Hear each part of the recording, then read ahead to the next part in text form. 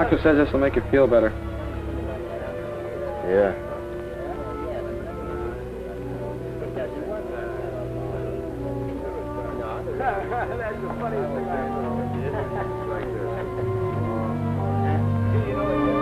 God, how I hate these rest hours.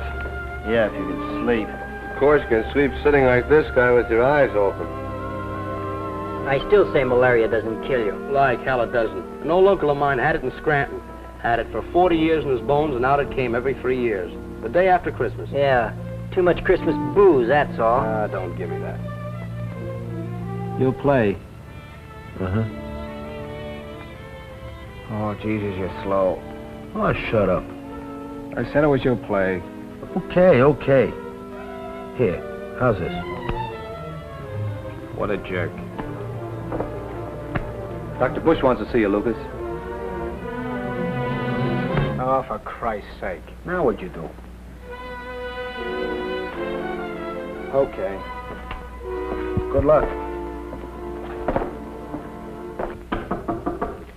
Come in. This is Lucas, sir. Sit down, Lucas. Thank you, sir. Cigarette? No, sir. You know, Lucas, I've been wondering about you. During the week that you've been here, I've noticed that, unlike the other men, you don't talk in our group sessions. What is it to talk about, sir? Lots. You hear the other men getting quite a few things off their chests. You should be able to see that they feel better by so doing. What ship were you on, Lucas? The Montandan, sir. The Montandan was sunk, wasn't she? Yes, sir. Last May, south of Mindanao in a high sea. Torpedo aft. And you were a fireman? Am, sir. Certainly. And it's a tough job being a fireman. Always below decks, you never see what goes on. That's why I'm fed up. Nobody gets it. Nobody. Maybe not. And yet there may be some of us, even among those of us who haven't been there, who do understand. What do you, sir, know about what it feels like to be a fireman? What does anybody know what it feels like to be a fireman except a fireman? You gotta be there to know. You gotta feel that goddamn heat. On the Montandan, it was always 128 degrees below decks. 128 degrees of sweat and more sweat. No place to go or to move to. Those guys topside have it soft. They can breathe air, move around, see the enemy. Hell, we don't know whether the next minute will bring a bomb or whether there's a torpedo coming for us right now. What was your job in the engine room, Lucas? I was striking for water tender. I watched the lines feeding water to the boilers. That's where I couldn't move. I had to stay with those goddamn valves. Guys topside can take it out in the enemy. They can shoot a gun. All I could do was wish I could twist a valve, but I couldn't because I'd wreck the boiler. Christ, you get so you gotta do something, and well, all you end up with is a burning feeling in your guts and your hands shaking. God damn it, look at me. This isn't me, Doctor. How did you feel, Lucas, when you knew you were safe in the water? How did I feel? Yes. I was damn glad to get out of that hole. Anybody would have been. No, Lucas, not everybody would have been. That's something you've got to face. Furthermore, you didn't really find relief, did you? I said I was glad to get out of that hole. Perhaps for a while. But I doubt it for long. How about it, Lucas? How about it? No, sir. I got the feeling I let my buddies down. And that's it, Lucas. And that's something you've got in a way to feel proud of. You were in a tight, tense situation, and quite naturally, you were afraid. You and every other man on that ship. Your buddies in the engine room, the gunners topside, you were all afraid. Because that's what happens to men in a battle. You were no different from any other man on that ship. Only most of them accepted their fear. You fought against yours. If I only could have been topside, if I could only have moved around. It would have made no difference. You see, you let your fear get control of you. You wanted to get out of the engine room. That's why you felt relieved when you were in the water. Even though you'd been blown from the engine room, as far as you were concerned, you had escaped. In your mind, you felt that you'd deserted your buddies, your ship. As a result, you feel guilty. Yes, sir. That's a feeling that you have to face and conquer. And the only way you can do that is to understand that the real cause of your being here is your normal fear in time of battle. Fear which you didn't learn to handle properly. That you're continuously short-tempered, even mean, that your hands shake, you have a burning sensation in the pit of your stomach, all stemmed from this cause. Now, in order to start getting well, you have to realize this. And in realizing it, remember that fear and the thoughts that it makes you think at the time are normal, nothing to be ashamed of, shared by all of the other men who were with you on the Mount Handon, as well as by the men on all ships. So, you told me I was scared. That's not what's wrong with me. What's to be scared of around here? Gee, fella, something's the matter. What is it? I don't know. I don't get it. It seems like I'm always mad and running off at the mouth. But how can being scared when the Japs are shooting at you make you such a bastard after you gotten back? The doctors tell us when a fella gets that way, it's because he fights being afraid instead of trying to do something about it. How the hell are you going to do anything about it when your job's just standing there twisting a little valve? My job's the same sort of thing. In a battle, I'm not shooting a gun either. But I know when I got scared and thought how much I'd like to be someplace else, I used to think. All the other guys are too. But they're doing their job and I'm doing mine. And between us, we're giving the enemy a hell of a licking. The same thing goes for you. Your job was important. You had to do it so the guys in the turrets could fire the guns, and so guys like me could take care of the wounded. You gotta work your feelings off that way. By figuring it's a whole ship that's fighting. And since you're part of the crew, you're fighting too. At least that's the way I look at it. Yeah, I know. I used to feel that way sometimes. What's it got to do with me being on edge all the time and wanting to smash things? And you know what gets worse? When I came back first, I wasn't so bad. When I saw all these guys sitting around at that desk, shining their pants, gold bricking, I thought what me and my buddies had been through, and, well, that's what got me started. Did you ever stop and think that maybe those fellows didn't want to be sitting at desks? Maybe they were there because they were told to be? Don't give me that. They like it. They like shoving us around, the yellow bellies. Well, I hadn't been at that relocation center more than 2 hours before I got wise to them. Come on, clear the gangway. You're not allowed to stand around here. No, we're just waiting for small stores to open. I don't care what you're waiting for. Get going. For Christ's sake, mate, what kind of a Navy is this? If you don't start moving along, sailor, you'll be finding out. Yeah, it was just one little thing after another. Hell, do this, do that. Hey, sailor, square that hat. Hey, what do you think I am, a boot? Square it.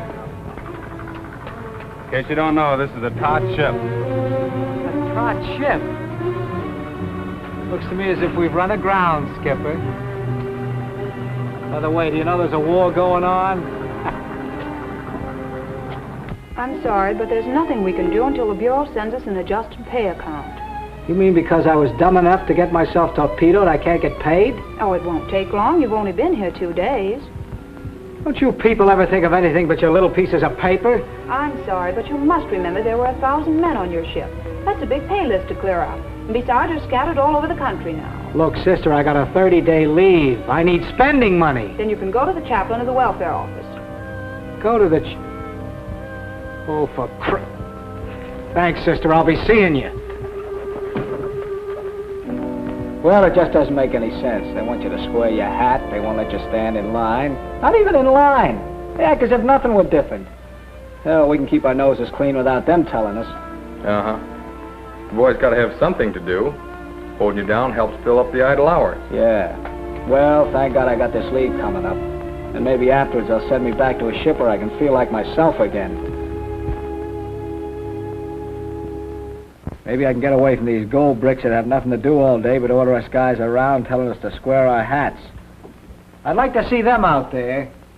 I'd like to see how square an SP's hat is with 100 Jap planes dive bombing them. That's the way I felt, and that's the way I feel yet. That means I'm crazy, all right, I'm crazy. They don't understand us back here. Goddamn civilians.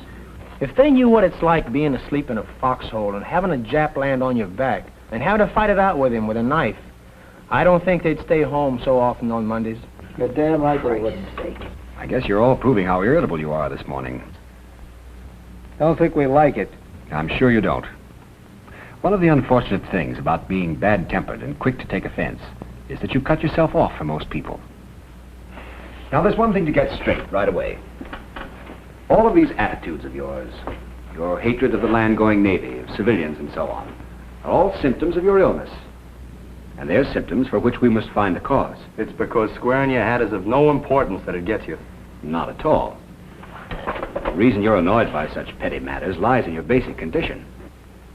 You know that before the war, before you experienced the tension and the fear of battle, you weren't annoyed by such things.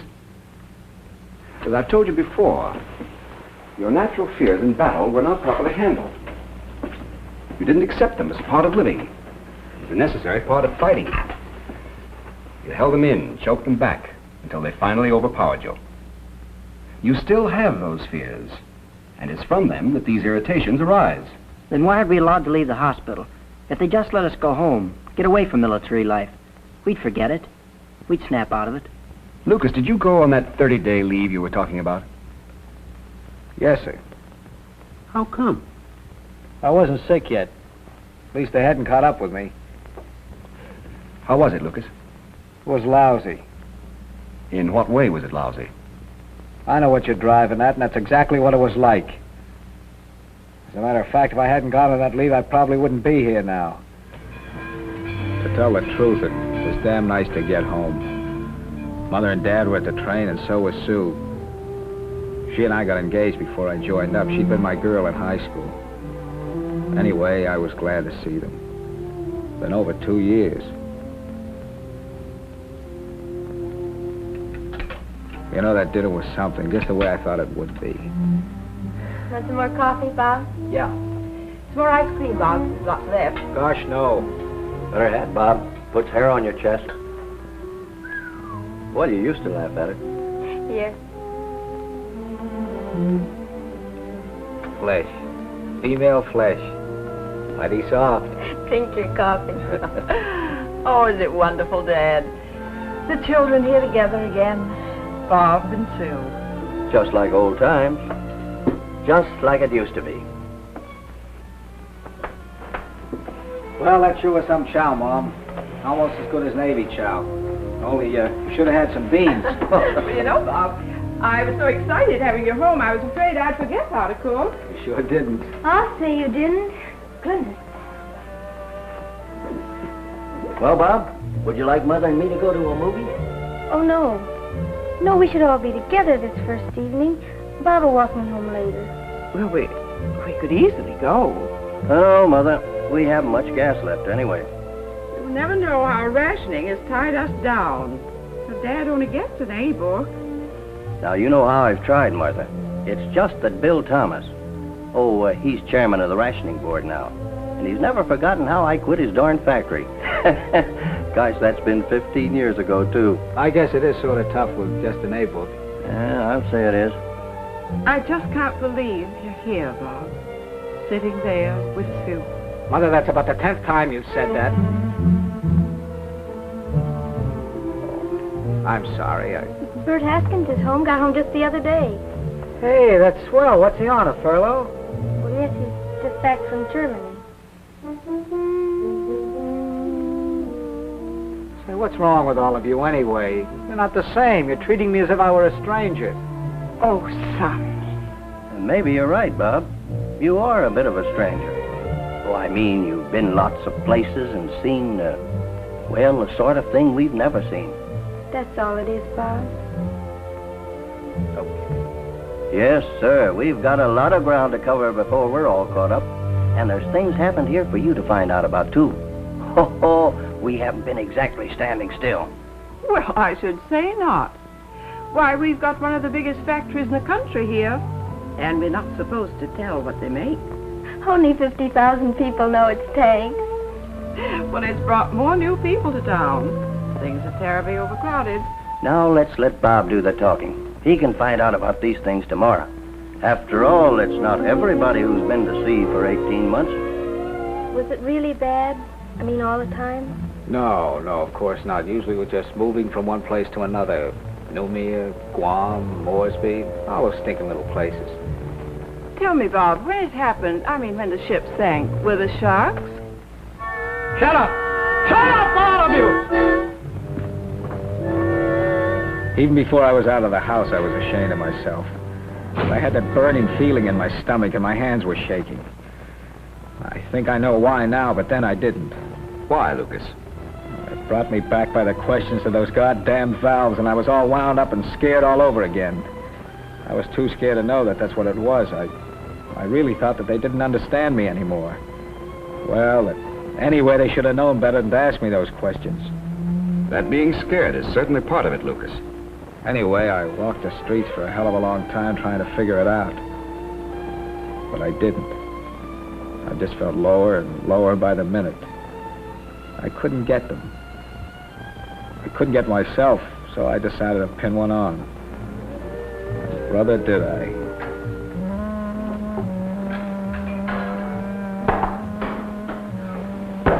Give me another.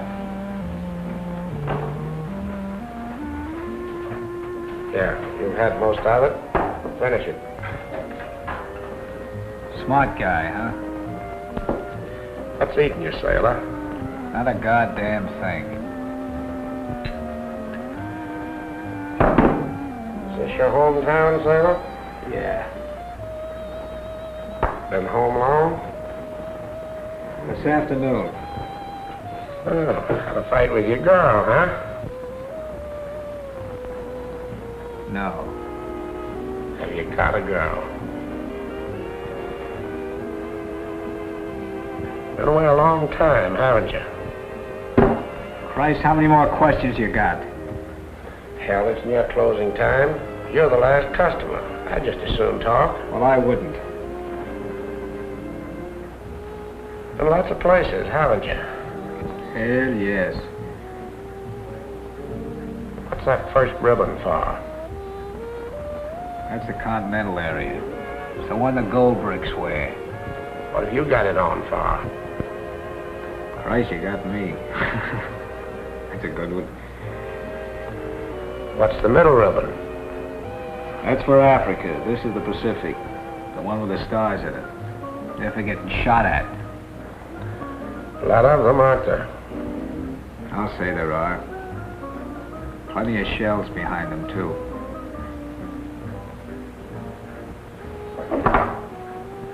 Hey, are you making fun of me? Hell no. You and your question, you son of a bitch, man.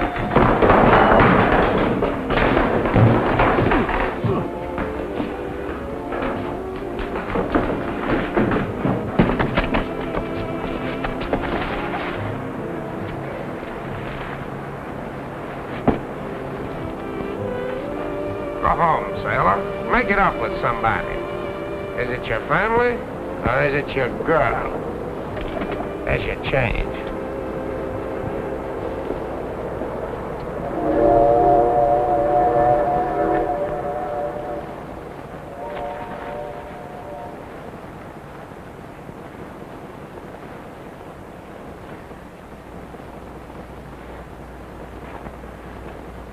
So I went home.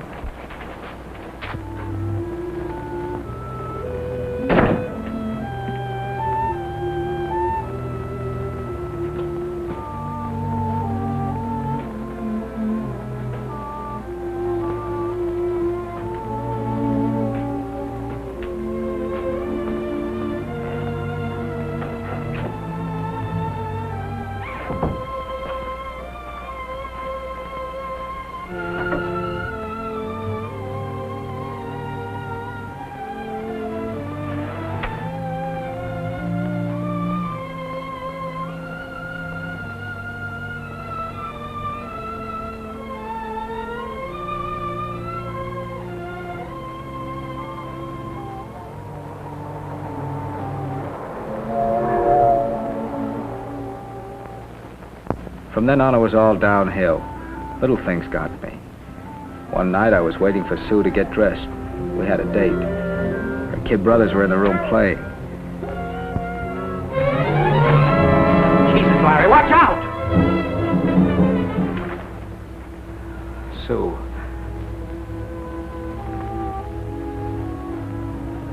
I was only really happy when I was with those of the old gang who had come back, particularly with Bert Haskins, who'd lost an arm at Aachen.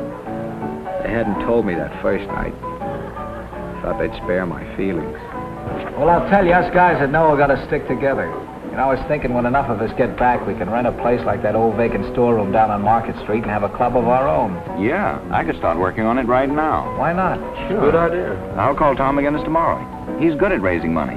You know, fellas, we got something there. We could sit around shooting the breeze, have a bar, throw parties. It'll be a place of our own. But it was with Sue that there was the real trouble. We just couldn't hit it off anymore. God knows we tried. It was all right when we couldn't talk.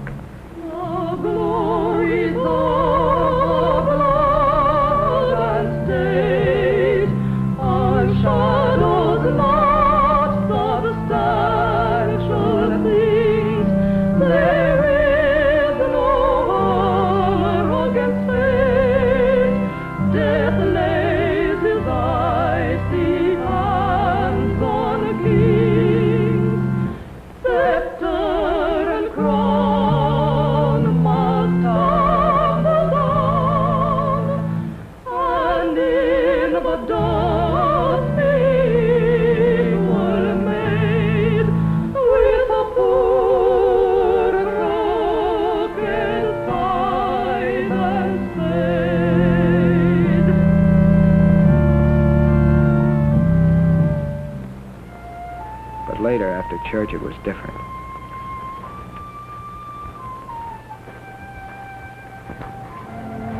It's hard to think what it's like in summer. Leaves in the trees and hot and thunderstorms. Remember when we used to come out here for weenie roast in August? Yeah, I wonder what's happened to that old hay wagon, that old Ford. It was wonderful riding that wagon. All of us singing. And there was always a moon, wasn't there? Seems that way. Well, it certainly was a long time ago. Not so long. Back to senior year in high school. The time that we went swimming right over there. You proposed to me in the water. Silly place to ask a girl to marry you. Well, I tried everywhere else. Plus, you were stubborn. We were too young and you knew it. You never said that then. No. Maybe I just knew it without realizing it. I don't get you, Sue. It should have happened. Look what we've missed. We'll have it, darling. It won't be very much longer. We can start all over again. Come back here with a gang. Have a weenie roast and go swimming. How's Bert Haskins going to go swimming? How do you know how many of the old gang will be around, including me? I'm sure you'll be here. I must be sure of that. Oh, stop kidding yourself, Sue. Don't you know what this is all about? Don't you know we can't go back? No, I don't. I know that we've got to feel the way we did about each other or our marriage won't work. You've got to get a hold of yourself, Bob. Ever since you've been home, you've been snapping at me and... Oh, for God's sake, Sue, you just don't understand anymore. You've changed. Go on home, Sue. I want to be by myself. I never felt so low in my life as when I walked away from her. But there was nothing else I could do. For the next couple days, I hung around the house. I was nervous and felt half sick.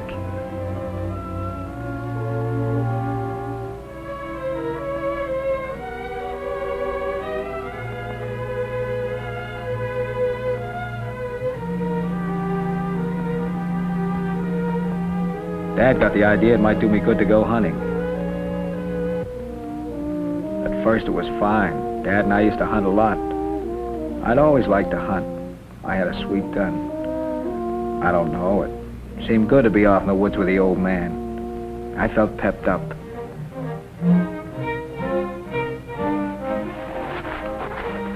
You skirt the woods here, Bob. I'll go in and see what I can flush. Okay. Don't shoot me by mistake now. I'm no rabbit. Okay.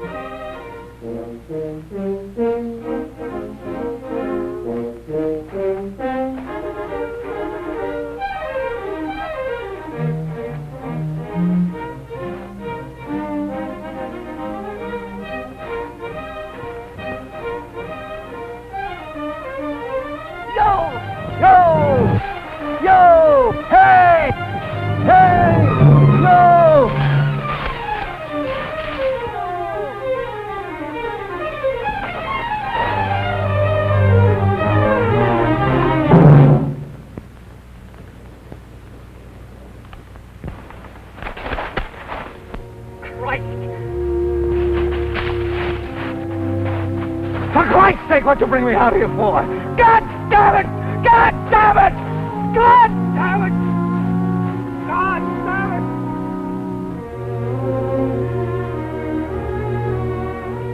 it! So Dad took me to the doctor. He said something about my nerves and called the Red Cross. The Red Cross called the Navy. And that's that. No, brother. Don't want to go home. Don't want to go home until you're well. The thing I don't understand is why did Lucas get all hot and bothered about a rabbit? He didn't have to fire a gun in combat. Do you know why, Lucas? No, sir. Lucas, tell the class again about that torpedoing. Torpedoing? Yes. How did you feel when you were in the water? I've told you over and over again, for God's sake, I felt glad. Glad I was out of that ship. Is that all? Yes. Yes, yes. I don't think so, or you wouldn't be so excited about it. Well, it is. God damn it is. I tell you it is.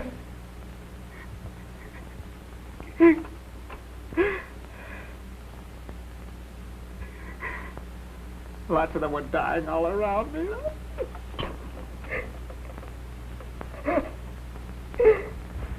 Easy now, Lucas.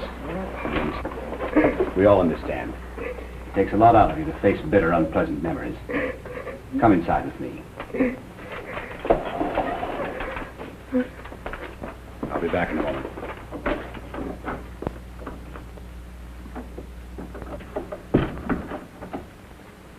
Come over here and lie down, Lucas.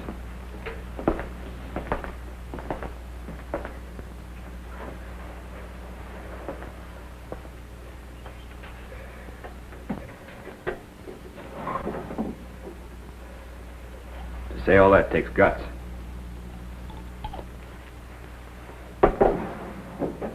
As difficult as it was to do, so much easier will it be from now on.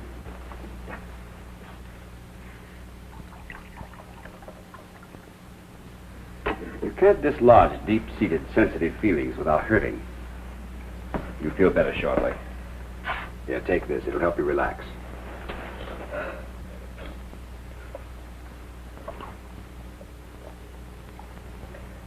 Now just rest for a bit. We'll talk about it later when you feel easier.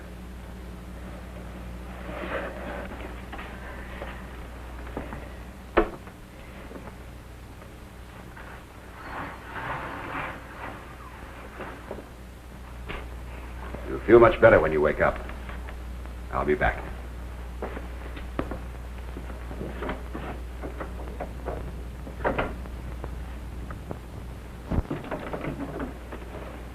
Now let's get some things straight. It took a lot out of Lucas to tell that story. He's a better man for doing it.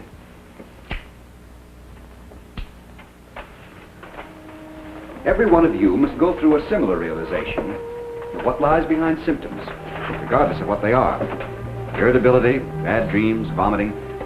No matter where you fought, on land, in the air, or on a ship or a sub.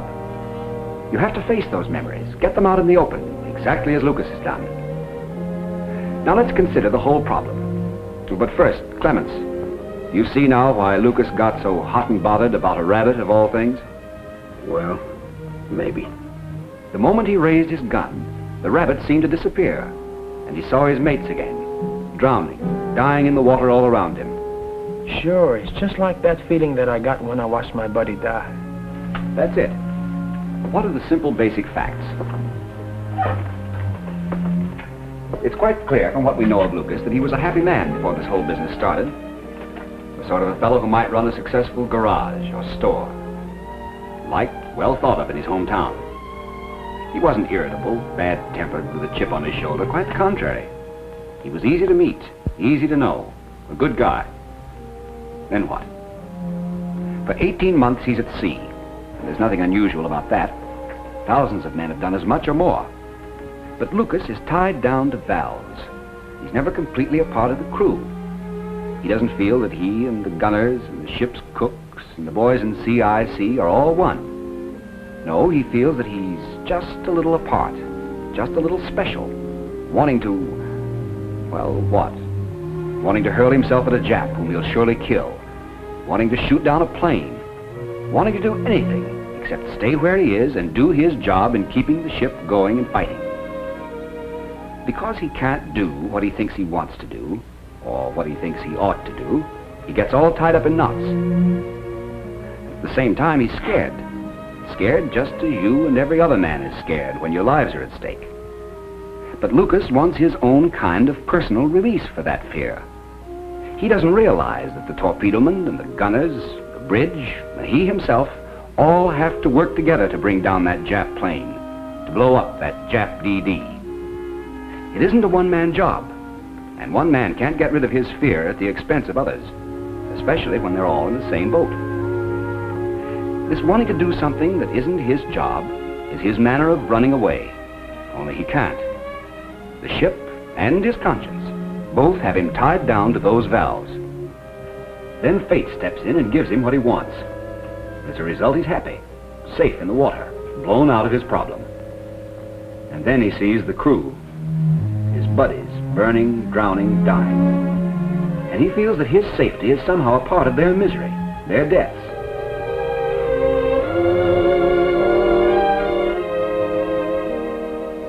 He feels that because deep down he did want to escape, he is therefore, in a way, responsible for their predicament. There you have the facts. But what can Lucas do about them? What's done is done. He can't erase that. What he should do is to accept these feelings, understand them and discipline them. But he doesn't. Instead, he becomes touchy, fed up, confused and mean. Well, look what happened to him. When he first returned, he didn't seem different, calm on the surface. Nobody could tell that something was gnawing at him, fighting inside. But as the days went on, so did his fighting.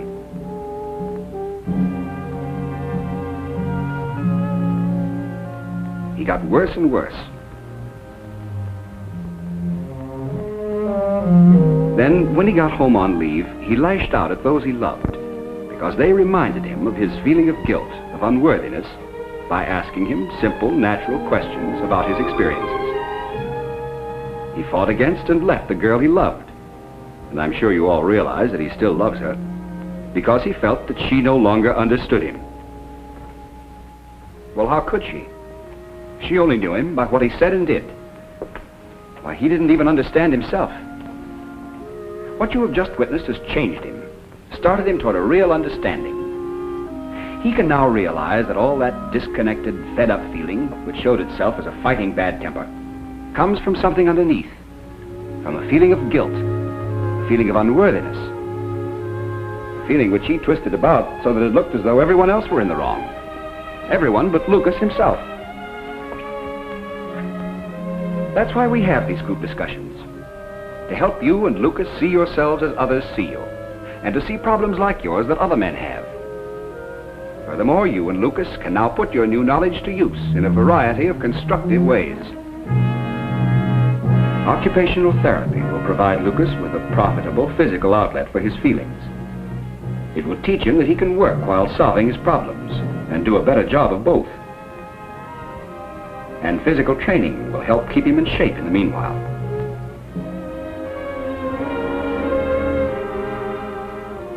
What goes for Lucas goes for you.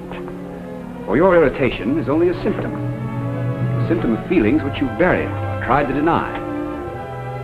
Like insomnia, or being depressed or sulky, or believing that you're no good, bad temper is a sign of something deeper, something which has to be faced and understood and worked out. When you can do with your problems what Lucas has done with his, you will be free of all your symptoms.